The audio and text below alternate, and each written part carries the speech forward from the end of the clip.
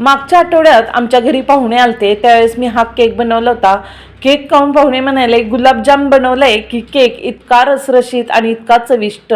त्यासाठी इथं दही घेतलेलं आहे. दही आपल्याला घट्ट घ्यायचं, त्यात साखर घालायची, तूप किंवा तेल घालायचं आणि व्यवस्थित छान अशी स्लरी बनवायची मऊसूद.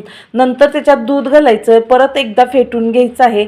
अशी मस्त स्लरी बनवून घेतली की त्याच्यात आपल्याला रवा घालायचा आहे. रवा घालून व्यवस्थित छान आपल्याला विस्करने फेटून घेतलं की त्याच्यात गुलाबजामची चव येण्यासाठी आपल्याला वाटी भरून दूध पावडर घालायची आहे. चांगलं फेटून घेतलं की इकडं 10 मिनिटं साईडला ठेवून द्यायचं आणि वाट्यांना तेल आणि पीठ लावून घ्यायचं. तोपर्यंत इकडं कढई प्रीहीटला ठेवलेली आहे. ड्रायफ्रूट क्रश करून घालायचे, थोडीशी विलायची पावडर घालायची, थोडं दूध घालायचं आणि मीठ थोडंसं घालून छान फेटून घेतलेलं आहे आपण.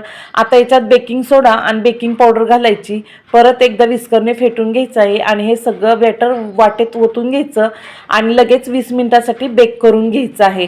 तोपर्यंत इकडं पाक बनवायला घेतलेला आहे. पाकासाठी साखर टाकली कढईत, त्याच्यात थोडंसं पाणी घातलं, विलायची पावडर घातली, फूड कलर थोडासा घातलेला आहे.